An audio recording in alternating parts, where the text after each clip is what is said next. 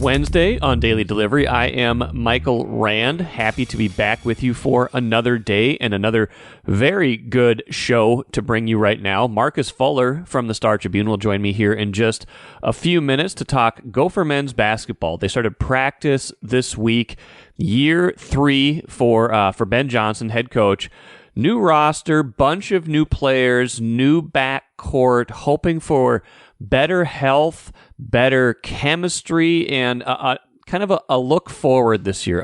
They got to do something this year to take a step forward here in year 3. I think they were laying a decent foundation in year 1, although a lot of that was with players who were, kind of 1-year fixes after the roster turned over so much after Richard Pitino was let go. And then you get to year 2, and it just all kind of fell apart last year. The wheels came off. They just didn't really have the team that you thought they were going to have a year ago. There wasn't that sense of progress that you thought they would have a year ago. So now year 3 comes here, and a big one for Ben Johnson, and Marcus Fuller and I will talk about that here in just a few minutes. Aside from that, I've got a few questions from listeners that I want to get to, and usually I run those all at once, but today I'm going to split those up into kind of a starting segment and an ending segment, because I think the first one gives me an entry point to talk a little bit about something I've been thinking about, which is the Twins postseason roster, and the last 2 give me a chance to talk a little bit about the Vikings. So without further ado, haven't used this for a little while. Time to check my social media, to see who loves me online. Hashtag blessed life. If you love it when I use that, sorry, I'm not going to use it again at the end of the show when I use more listener questions. And if you hate it, congratulations. That's the only time you have to hear it on this show. But let's get to what I missed. The Twins win 11-3. They're kind of cruising towards cruising towards the postseason. Still an outside chance to get that number 2 seed, although anybody doing the math has to look at it and realize that not only are they behind all 3 of the teams in the American League West that are battling for that title, but Seattle and Texas start a 4-game series on Thursday. One of those 2 teams is going to win at least, 2. Even if they split, there's going to be 2 wins in the bank for both of those teams. So it's pretty difficult to see a path for the Twins to get all the way there. So almost definitely going to be the number 3 seed in this in how this all sorts itself out. Fangraphs giving the Twins just a 0.8% chance of getting a bye. So maybe put those thoughts way in the back of your head. I guess stranger things have happened. We've seen strange things happen, but that's not the real question right now. The real question is the postseason roster, and that brings me to the first question that I got. The subject line was simply mistake. Question: Sonny Gray has the 3rd best ERA in all of baseball. He's 6 years older and way more experienced than Pablo Lopez. More playoff experience. Last time Gray pitched in the playoffs, he gave up 1 hit in 5 innings, and they both have had a bad inning, but Pablo's are worse and come earlier. Pablo might tax the bullpen more the first game than Gray would. Gray is a feisty bulldog. Pablo is a cute poodle. I don't know if I'd put it that way. And they should start Maeda in Game 3 over Ryan. More experienced, pitching great right now. Real bad mistakes, if you ask me. So, Ben taking the Twins to task for their projected lineup, their projected pitching rotation of Pablo Lopez in Game 1, Sonny Gray in Game 2, and it's looking like Joe Ryan in Game 3 with Kenta Maeda maybe being kind of the next man up in that game if Ryan should falter, or kind of piggybacking on that start if they only want to send him through once or twice through the lineup. To me, it's interesting. I feel like I like Lopez as the Game 1 starter for a couple reasons.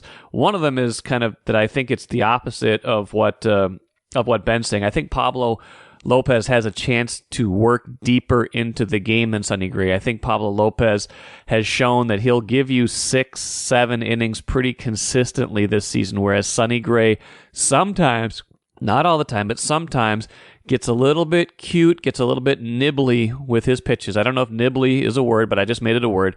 Starts to nibble a little bit, and the pitch count gets up. He can only go 5, and sometimes those 5 are good, but I would rather have the guy in game 1 who can give me more innings, who is, maybe a little bit more of a strikeout pitcher. Pablo Lopez, well over 200 strikeouts this season. I think it's a 1A and 1B situation. I don't think it's necessarily that either one, is light years ahead of the other, but I see the logic the Twins have in going with Pablo Lopez in game 1. And I like the idea of Sonny Gray in game 2. If you lose game 1, I like the idea of having Sonny Gray there to get you perhaps to a game 3. If you win game 1 with Pablo Lopez, which they certainly could, because Pablo Lopez is a very good pitcher, then you have Sonny Gray going out there to try to close things out. So I like Sonny Gray as a game 2 starter. Ryan over Maeda is an interesting one. I don't think that's been officially announced yet, but I think that is the way the Twins are leaning. I don't know what I would do exactly. I think Joe Ryan was pitching really well this year before he got injured, and I think he's been decent since he got back. I think Kenta Maeda does give you more experience, but sometimes in the postseason it comes down to stuff. And I think Joe Ryan has better stuff than Kenta Maeda. You need good stuff to beat good teams. These teams are whoever they play is going to have a good lineup. This isn't going to be Kansas City or Oakland they're facing. This is going to be one of the better teams in the American League, and stuff plays in the playoffs, which the Twins have found out the hard way when basically nobody except Johan Santana has won a playoff game in a very long time. So I get it why they're doing it that way. I also wonder if there is an element of this at play. Pablo Lopez is their guy. They went out and got him. They traded Luis Arias for Pablo Lopez. He is here for the long term, signed that pretty big extension after he got here. He is their guy going forward. Sonny Gray is a free agent at the end of this season. Joe Ryan is their guy. They traded Nelson Cruz for him in 2021. They've made him a part of the rotation pretty much ever since then. He's been a rotation mainstay ever since then. He is their guy. Kenta Maeda has been their guy, but he too is a free agent at the end of this season. I don't think that is a determining factor, but it could be a tiebreaker in, okay, we want these guys. We want to know what these guys do in this situation. We think these are our guys, not just for this year, but for the future, and we want to give them the ball in these big games. I don't know if that's any part of this reasoning, but it does strike me that if that is how the decision goes right now in Game 1 versus Game 2, and who is the starter in Game 3, that is how it looks like it will shake out, and that could be part of the rationale in this. But all things told, I think it's very interesting to watch what the Twins do with their playoff roster. I think the Royce Lewis question is fascinating. The Byron Buxton question is fascinating. I think Royce Lewis maybe potentially having to be a DH if he's not full speed could give the Twins an out with Byron Buxton instead of saying, well, Buxton, has been our DH a lot of this year. He's healthy enough to play. Let's put him on the roster. You can't have 2 DHs on your roster. Maybe Royce Lewis being limited to DH duty, which still would give him a lot of value as long as he could swing the bat 100% or close to 100%. That could give them an out to say, you know what? There's no room on this roster for Byron Buxton, which I don't think there should be at this point anyway. I just don't think he's shown enough coming back that he is ready to contribute in a meaningful way, and it was not playing well before he got injured in the first place. So maybe the Royce Lewis lingering hamstring, if he's able to play but only can DH, that could give them an out and solve one of their more complicated roster questions going forward. A lot of those to solve, a lot of things still to sort out before they play their first game, almost certainly on Tuesday. It is going to be fascinating. And I think I mentioned this already, but by way of one more plug, there will be tons of Twins content next week. Going to plan a special podcast episode next Monday, probably go live late afternoon. Big preview show to get ready for the playoffs. That's a special episode, and special episodes off of all the playoff games, Game 1, Game 2, maybe a Game 3. We'll see. If necessary, could be in the right direction or the wrong direction, but we will have special editions in addition to the regular podcasts after all those games. So look forward to that when you're getting your baseball fix next week. Grand Casino would like to take a moment and salute the true football fan. The passion, the hope, the anticipation, that incomparable feeling of winning. Grand Casino would also like to take a moment to remind you that you can find all that anticipation, thrill, and winning at Grand Casino. Grand Casino. Let your story begin. In the studio today with Marcus Fuller, loving the face-to-face. Marcus, trying to do this more often as time goes on here. Marcus, of course, covers college basketball, Gophers men's basketball here at the Star Tribune. Practice just started this week for the Gophers. Marcus, you've written a few things already, kind of getting us primed for the season, but room for improvement is probably the main thing here, and I guess how high the ceiling is as we think about the start of the year and what you've seen so far, some of these early practices and lead up to it. What stand out as some kind of key themes and storylines? Like I said, always good to be here talking Gopher hoops. I'm a little nervous though. It's the first time face to face. The studio is looking pretty good here. Yeah, I'm sure nice. You have a lot more important people in here than me. So no, you are one of the most important people we could have in here. And we've done so many of these on Zoom over the years, and especially it's easier sometimes that way. But I like this setup. It's better here. I've done these. I've done a bunch of these. At least in the last 6 months or so, as we've kind of emphasized more being in the office, and it's still easy to do it on Zoom sometimes, but seeing you making eye contact in real life, like I've done some with like Chip Scoggins in here, and you some won't other see folks. Me crying too much yet because the season hasn't started. No, and like you said, you asked me about the Gopher basketball team's practices. I haven't watched one yet. I plan to soon. I promise I won't be crying after that because I do think that they have a lot more talent than they did in previous years. Even without seeing it just on paper, you're looking at, some transfers that have come in, experienced ones, mainly in the backcourt. I mean, this backcourt last year, I'm not, throwing any, shade on guys that are not here anymore, but, there's a transfer that left, struggled a little bit at point guard last year. And now, they've got 2 point guards in the portal, have a lot of experience. I don't have my numbers in front of me, but I want to say about 130 starts combined for them. Elijah Hawkins, Mike Mitchell Jr. The schools they came from, don't jump out at you, Howard and Pepperdine. But Howard did go to the NCAA tournament, and he was an all-conference point guard in Hawkins. Both of these guys actually, if you just go straight stats, I mean, I don't think there's a Big Ten team right now that has 2 returning guards that shot over 43% from 3 and had 5 assists last year. So these 2 guys, they got it done. How did they play together? We don't know. I mean, one guy is 5'11", a little small for the Big Ten guard, but he's very quick. Like I said, he can shoot it. Mike Mitchell's about 6'2". A little bit bigger for a Big Ten, a Power 5 guard, and that's what they need.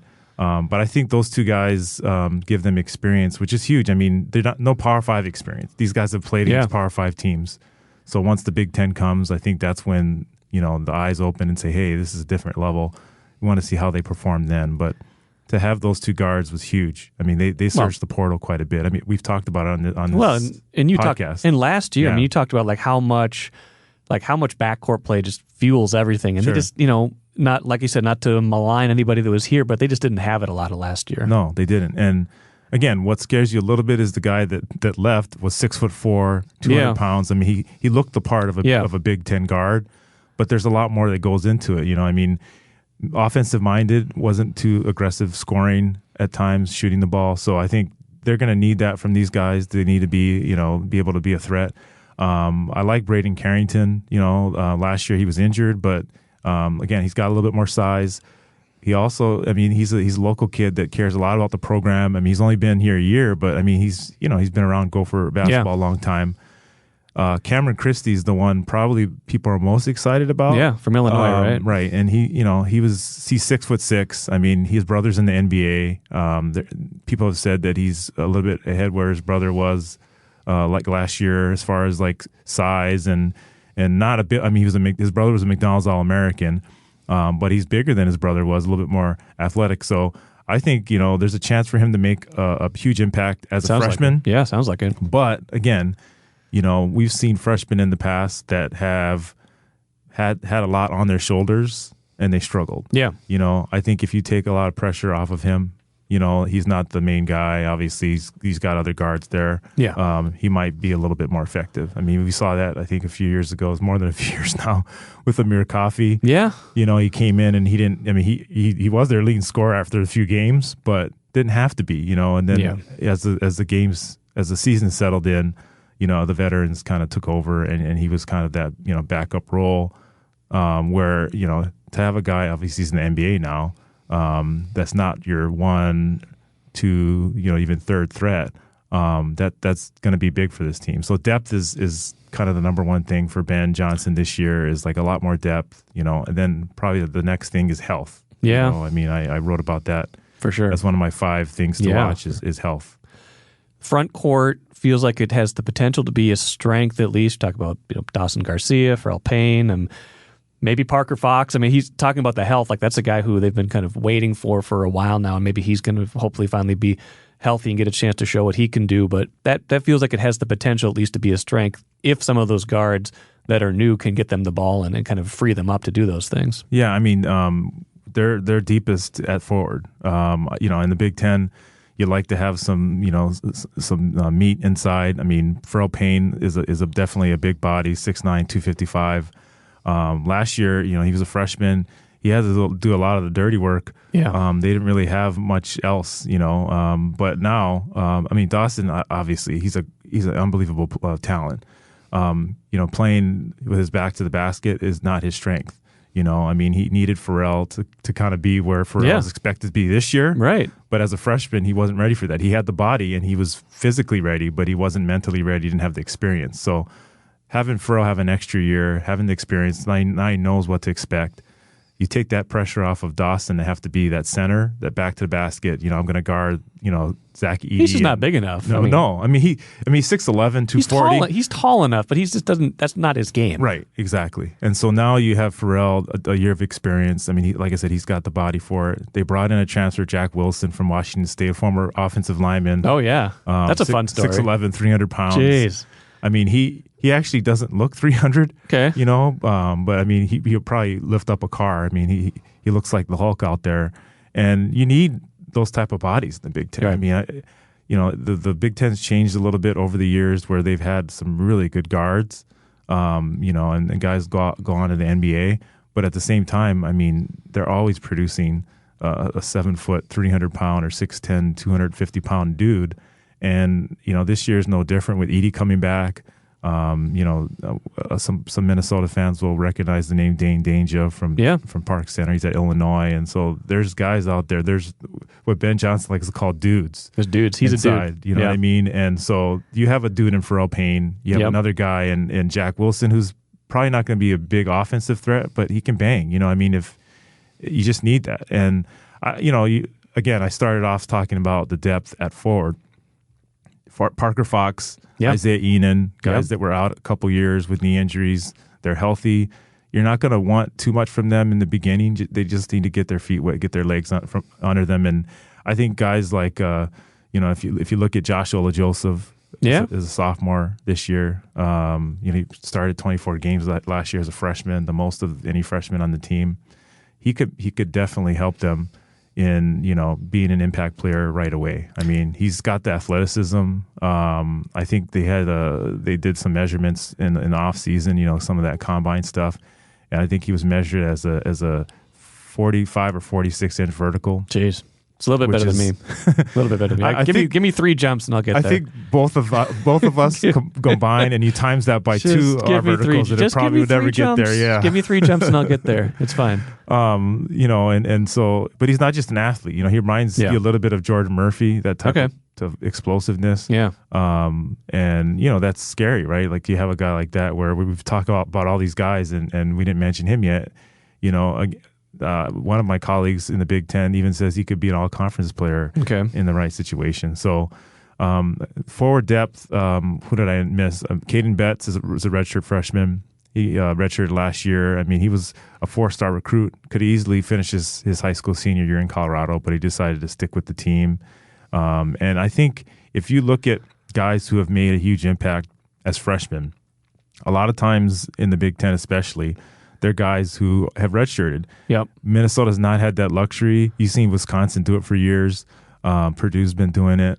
I mean, these guys aren't out there playing as redshirts. You know, it's not like football where you can play a couple games and still redshirt. Right. They haven't played, but if you practice with the team, you're there for a year, you understand the system, and then you're building your body up. A lot of these guys come in ready to play.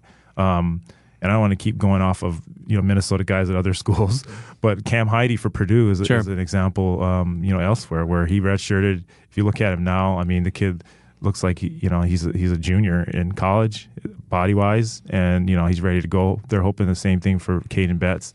I don't know where that fits into the rotation. I mean, they just started practicing, but again, you have the bodies.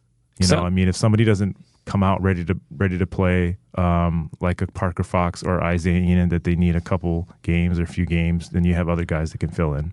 Sounds like there's more pieces for Ben Johnson to work with than there probably were in the first 2 years. I mean, his first year as Not coach, even close. they got that like kind of interesting hot start where they were kind of surprising some of us, and they won some games, and the Big Ten season didn't go their way last year.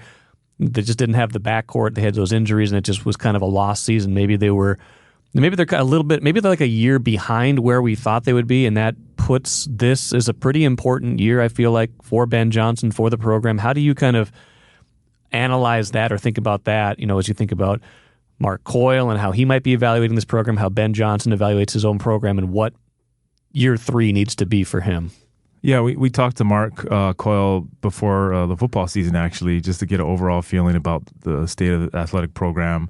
I mean, it's not like we were just asking him about Ben. Of course. But we're talking about it. I mean, he says pretty clear he has expectations. I mean, Coyle has expectations for the program. You know, they need to obviously win. I mean, and Ben knows that. What does that mean as far as his future? Right. You can't really say, because you brought him in as a coach that had no experience as a head coach. First time being a head coach is in the Big Ten. Then you have 10 players that he needs to replace in year 1. So you're right. That year 1, I think Coach Flex year zero. Year zero. But it's true. I mean, and the problem is year 0 actually started off pretty well. It did, yeah. So like gave you kind of false expectations. Yes. But in this day and age, football, of course, basketball's the same. Transfers, you know, that can really make or break your season. I mean, they had several guys in his first year that had a lot of experience. Yes, they did finish last, but the way they started, it was, okay, these guys know what to do. They know exactly how to play, especially in non-conference when you're not playing Big Ten opponents. But the Big Ten season is the most important aspect of trying to gauge if a guy's ready or not, even if he has experience. And this year, they actually have 4 players back that have played in the Big Ten. Right. And, you know, last year they had, you know, I thought decent talent, but they only had 1 player that played in the Big Ten, and Jamison Battle, you know, and Trayton Thompson to a certain extent. You know, this year, again, 4 players that played in the Big Ten. You have a little bit more size, and, you know, Washington State transfer who played in, you know, the Pac-12, obviously, soon to be gone. But, you know, I think that might translate a little bit more to seeing these guys ready, you know, in the Big Ten. The schedule does mean a lot too. You know, the schedule just came out last week, so I don't have it off the top of my head, but I believe that they open, I think they have Michigan, you know, and Ohio State. And if you look at those teams, I mean, last year they had down years, you know. Right. Michigan lost a lot. Ohio State has Jamison Battle, who played here last year, local kid. That's going to be an interesting opening game in the Big Ten. You can't tell me that they didn't, figure that out when they were scheduling. Right. But I think, again, we were going back and forth about, you know, where do I see this team? What does that mean for Ben Johnson? You know, we really don't know until Big Ten season starts, you know, where this team is. You know, I think if they're making a couple steps in the right direction, you know what that means. I think you can see it. It's going to be more of an eye test thing than it might be just a raw number of wins. For sure. I mean, you know, Mark didn't say that exactly, but we know what he's talking about when the expectation is to win. He's not saying that Ben Johnson has to win the Big Ten this year, make the NCAA tournament necessarily. But when you watch them, like you said, the eye test in the Big Ten, are they competitive? Last year they had, I think, back-to-back games where they lost by 30. Yeah. That had never happened, you know, in the modern era of Gopher basketball. You know, and they've had some pretty bad teams over the years. Yes, they have. You know, so that can't happen again. No. You know, and they were better than that. I mean, they were losing to Northwestern. Northwestern had a really improved year last year, okay? But talent-wise, they were not that much different from Minnesota. And then you lose to Northwestern by 25. Yeah. That just can't happen. And that's more than just talent. That's obviously putting them in the right position to succeed. What type of system do you have? Obviously, injuries play a factor in that, but you're deeper this year, so you may be able to handle some of that just happens to every team.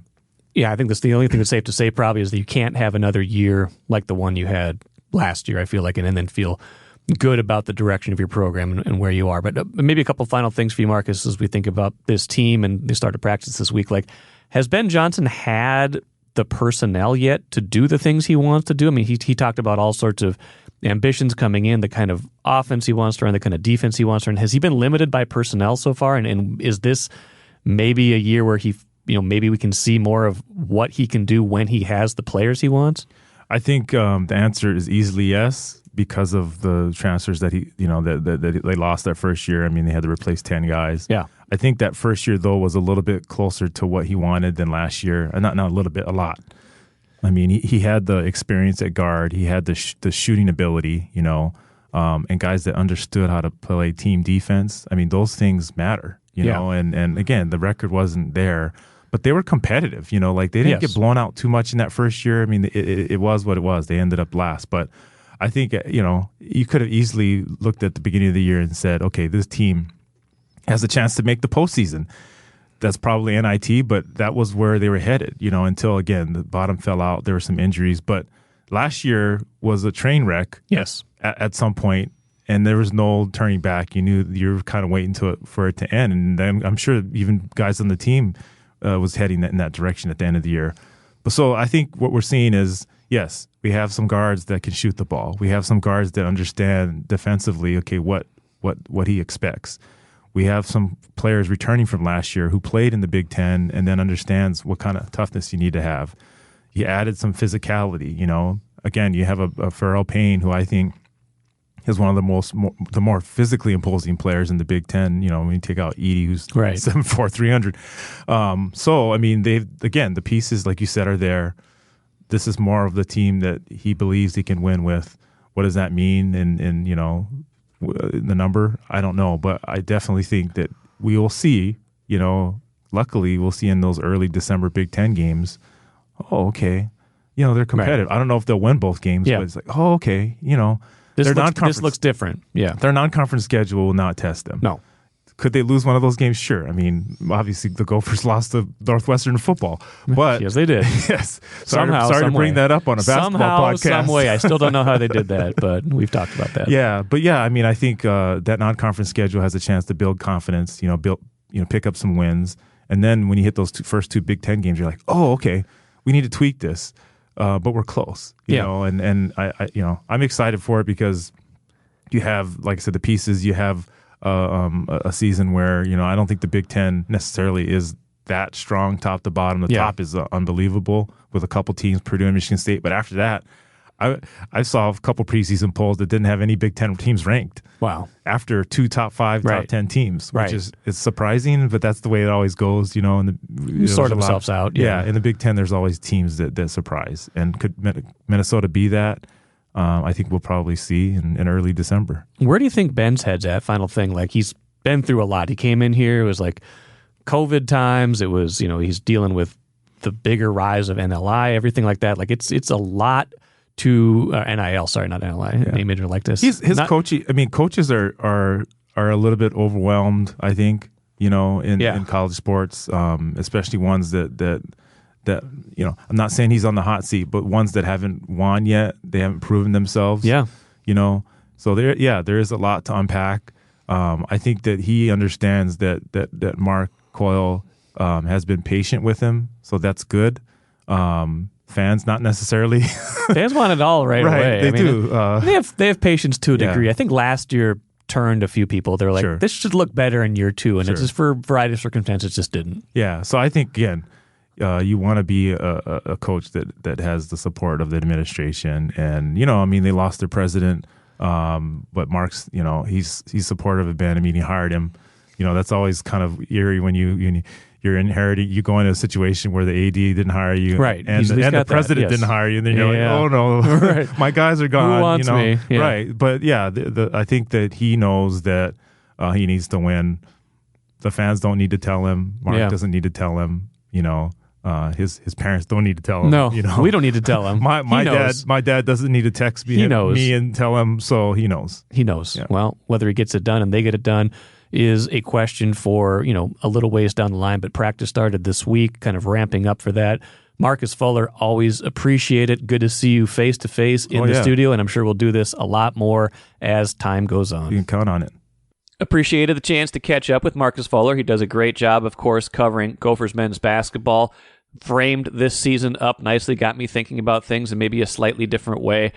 After talking to him, I was like, man, this team hasn't been very good consistently for a very long time. And then it struck me. I went back and looked, like, maybe some of you guys know this, and I probably, maybe in my head knew this, but they've only had one winning season in the Big Ten. One winning season in the Big Ten since 2005. That is amazing to me. I was floored when I saw that. I mean, they've had some decent seasons. They've been 500 in the conference a couple times. I think that's maybe back to the Tubby Smith era. They had the really good year with Richard Pitino a few years back, where they were, I think, 11-7 in the conference. But that was the only time, that one season, back 4 or 5 years ago, that was the only time they were that they were over 500 in the Big Ten. That is a big hill to climb. It has not been good here for almost 20 years. That's a big hole for Ben Johnson to try to climb out of. I don't think they're going to get all the way out of it this year, but they need to show some progress this year in getting out of that kind of cycle of either mediocrity or lately being very, very bad. Let's finish with the cooler. 2 Vikings kind of related questions, rants. I'm not sure how you would put it. The first one, let's deal with the present. Justin says, Michael, on your podcast, you stated a trade of Kirk Cousins would be viable if the Vikings lost to the Chargers, which they did. There is 0 chance Cousins would waive his no-trade clause, Justin writes. What incentive does he have to waive it? None! ! Cousins wants to have the best season possible before he negotiates a new contract with the Vikings or elsewhere. The best place to accomplish that is in Minnesota. Additionally, I highly doubt Kirk wants the family disruption that comes with being traded. I think there's some good points in there. The no-trade clause is a big deal. The family disruption is a big deal. I get that. I do, however, think there is a scenario where that this would become more palatable to him, and I think maybe I expressed this on a different show, maybe a couple shows ago. Can't remember exactly when it was, but if things continue to go south, and again, he's having a very good year, by and large. He's got some turnovers. The ball security has not been great. They've come at really bad times, but throwing the ball, he's by and large been very good this season. But the Vikings are 0-3. That is a fact. And they've got tough games coming up. 2 of their next 4 are home games against San Francisco and Kansas City. The other 2 are road games against 2 very bad teams, the Panthers and the Bears. So somewhere in there, they have a chance to get better. But the 2 home games are really daunting, and road games are road games. And this team has shown they can lose to anybody so far this season. So I'm not taking anything for granted. I'm not saying this is going to happen, but I am saying this: if this progresses to a point where the Vikings are 2-6. Let's say they're 2-6 before the trade deadline. That would mean they'd lost 2 of these next 4, or 3 of these next 4, and then won their game against Green Bay a couple days before the deadline. Let's say they're 2-6, and they go to Kirk Cousins and they say, "Hey, we've got a trade on the table. Maybe it's the Jets. I don't know. The Jets do have a need. They brought in Trevor Siemian. I don't think he's the answer, but he is a former Vikings quarterback, sort of. He never played when he was here, but he was sort of a former Vikings quarterback. He was Kirk Cousins' backup a few years back, but maybe the Jets will still have a need. Maybe they'll be close enough in the race. Maybe they will have decided that they just can't live with Zach Wilson anymore. Anyway, whatever it might be, the Vikings might say to Kirk Cousins, "Look, we've got a potential trade on the table here.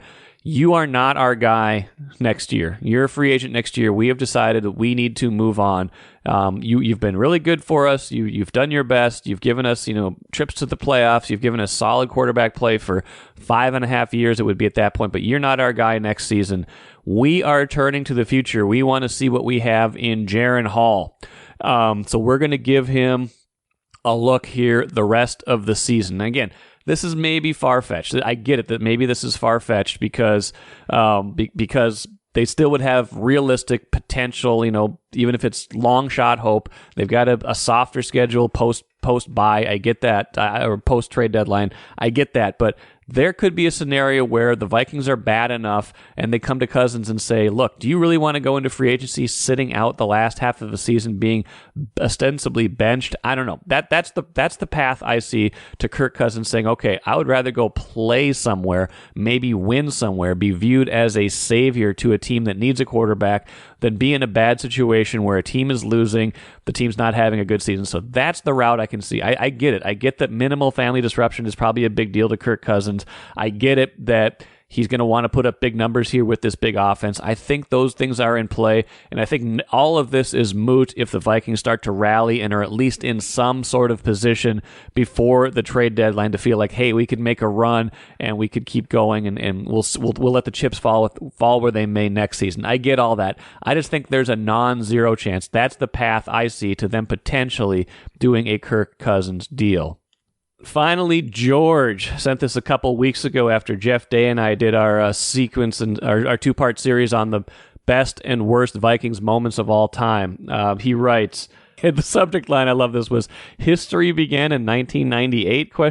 He said, I understand that you're young, but if you preface a piece's history, don't pay lip service to the 60s and 70s Vikings. And his point being, there were a lot of great moments that happened before I happened to start watching the Vikings. And we mentioned a couple of them, but he got into great detail on a lot of things and started sending me down a little bit of a rabbit hole to a game that I probably didn't know nearly enough about, the championship game, the NFC title game after the 1976 season, which happens to be the last time the Vikings went to the Super Bowl, which happens to be the year I was born. Mentioned two things: Bobby Bryant returning a blocked field goal 90 yards for a touchdown. Instead of trailing the Rams 3-0, they go up 7-0. He says there's a thing called YouTube. Check it out. So I did. That was a spectacular sequence. The Vikings stopped the Rams like 4 times at the goal, or 3 times at the goal line. Twice the Rams thought they'd scored a touchdown. Instead, the Rams decided to kick a field goal from like the half-yard line. It gets blocked. Vikings go up 7-0. And he mentioned another play in that game where the Vikings were up 17-13. Bobby Bryant comes streaking over, leaves his guy, and intercepts a pass, which would have been maybe the game-winning touchdown. I watched it. The guy looked wide open, and instead Bryant makes the play. What a game for Bobby Bryant. And I would have to say that game does qualify. We're so used to, or I'm so used to because of my age, I'm so used to NFC title game heartbreak, right? Like I was 2 months old the last time the Vikings went to the Super Bowl. And, fans of a different generation have the Super Bowl pain, but they got to see the Vikings win 4 different NFC title games. And me, as someone who grew up watching the Vikings and has now, observed them from a media standpoint for almost 25 years now, helping cover some of these games, watching a lot of these games to stay in the know on them. What I know, what I've watched over the years is that NFC title game heartbreak, not those moments of exhilaration in those games. So good point. You're right. Maybe that deserved to be in the top 10. If I was a little bit older, maybe it would have. Maybe an addendum, maybe the best 10 moments that I don't remember from Vikings history. Maybe we'll do that sometime, George. But thank you for sending me down that YouTube rabbit hole. That's probably a play and a game I should write about sometime, because that would seem like it was pretty spectacular. And it was, like I said, the last time they made it to the Super Bowl. That'll do it for me today. Thanks for listening. Good stuff coming up the rest of this week. Randy Johnson joins me tomorrow to talk Gopher football, coming off that terrible, disappointing loss to Northwestern after they were up 31-10 on Saturday. Sarah McClellan expected to join me on Friday's show to talk Wild hockey, that preseason underway, and the regular season just around the corner. Until then, I'm Michael Rand, back at it again tomorrow.